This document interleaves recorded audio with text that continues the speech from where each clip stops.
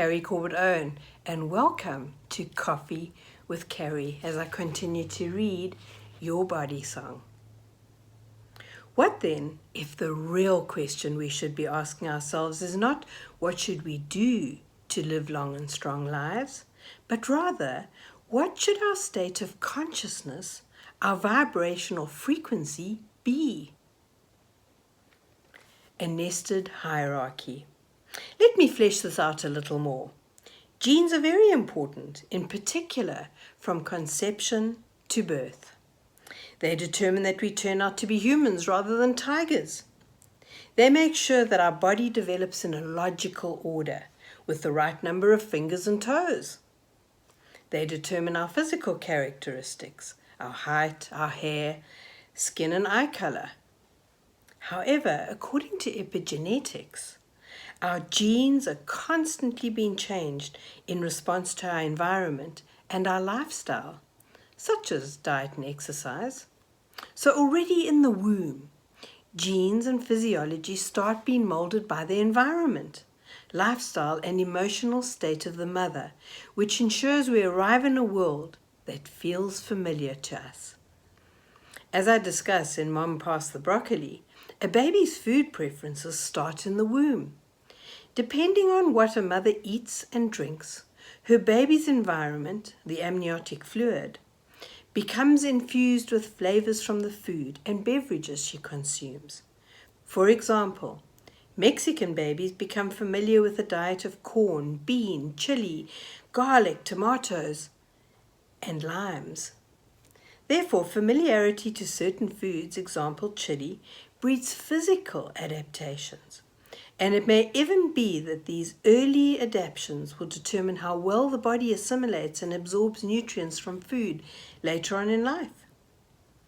It may be the one reason why trying to find the one-size-fits-all healthy diet may be less important than we might imagine.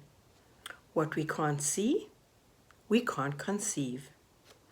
The problem is that ideas around aging and deterioration are so tightly interwoven that it's extremely difficult for us to change our minds from what we've been taught to believe. There is supposedly so much supporting evidence that oft-reported facts become irrefutable. Any outlying information that goes against these beliefs is treated as a nuisance to ignore, rather than something to explore with open-minded curiosity.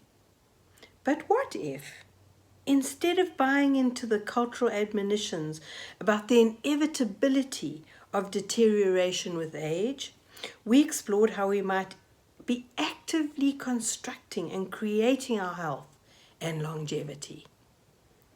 What might we discover that we can't see now? Think back to the research that Becca Levy and her colleagues did in 1995 with those categorized as having positive beliefs or negative beliefs. Here's what's important to recognize.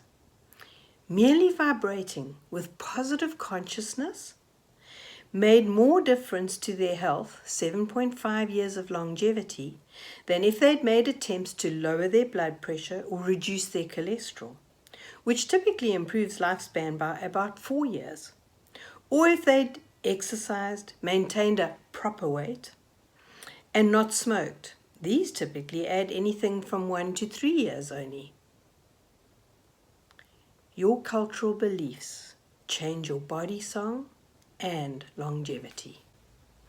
And when you think about that research of Becca Levy's, that's pretty amazing that just by changing your consciousness, you can change your health so much more dramatically than if you control for cholesterol, stop smoking, start exercising, and maintain whatever is considered to be a proper weight.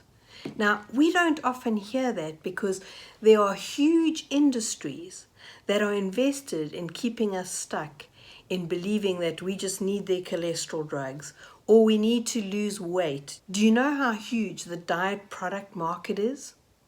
Massive.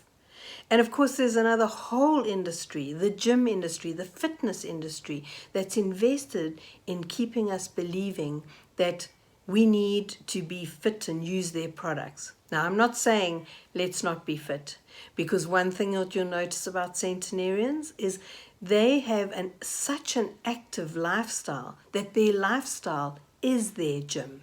So yes, they are active, but isn't it interesting that just positivity alone outdid all of those other health measures? And more remarkable is that we so seldom actually hear that information.